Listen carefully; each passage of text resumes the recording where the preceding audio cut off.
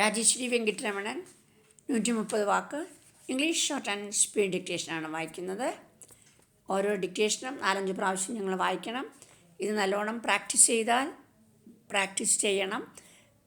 English high speed SSC എല്ലാം വളരെ നന്നായി നിങ്ങൾക്ക് എഴുതുവാൻ സാധിക്കുന്നതാണ്.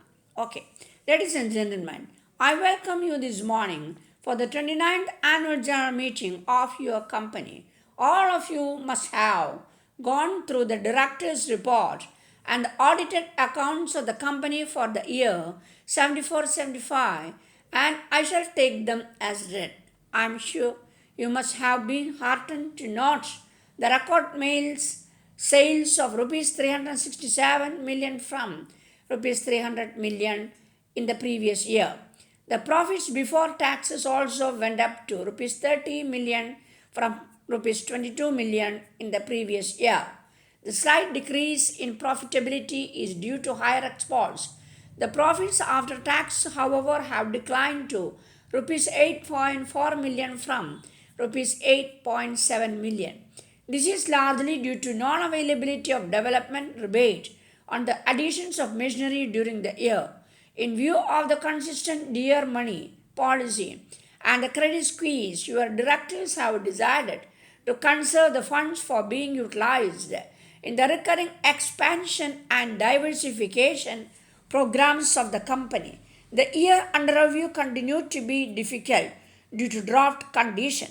The money supply position continued to be hard with unprecedented rise in the rates of interest.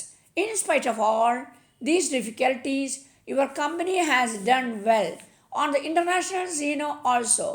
The perturbed economic conditions due to the oil crisis, consequent inflation continued. The year was marked with frequent changes in the parity rates of exchange. There was, however, an improvement in demand for diesel engines. The company was able to get a due share of this market, and international sales have reached to rupees 61 million, an increase of 80% over the previous year. In a country like ours, which is predominantly agricultural, the national economy to a large extent depends on agricultural production. By and large, there has been good monsoon all over the country, and the kharif crop has yielded 114 million tons of food grains. But this is not a time for us to be complacent. This agricultural production, though by no means a small achievement, is slightly more than the bumper crop achieved earlier in 1970-71, and considering a rise in population of approximately 11% during the past 5 years, this achievement is too inadequate. It appears as though we as a nation have yet to strive and struggle hard to come out of the age of shortage. In India today, we can speak of having arrested the inflationary pressures to a large extent, but having combated these pressures successfully, we are caught up in the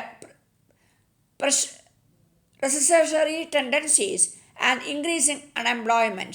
In this context, I think the requirement of the existing industrial undertakings do need very careful attention from the government. Your company has been following the policy of replaying its aged and worn out machinery and equipment through its own retained earnings, and this is mostly true of many of the engineering units of our size. With our systems of taxation, however, we are hardly left with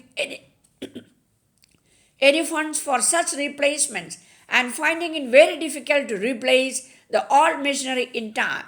The markets all over the world are changing, and we have to think of modernizing our own plans to equip ourselves better to cater to such changing markets.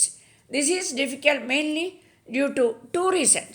The almost negligible depreciation allowing we get is more than offset by the increase in the prices of the machine tools, and the existing industry faces acute shortage of funds for replacement of worn out machinery they have been using. 2. That technology is itself by changing so fast that the entrepreneur must constantly go on developing before production methods with better and better equipment. With our system of taxation, I think one just cannot think of such a renovation of rationalization through one's own resources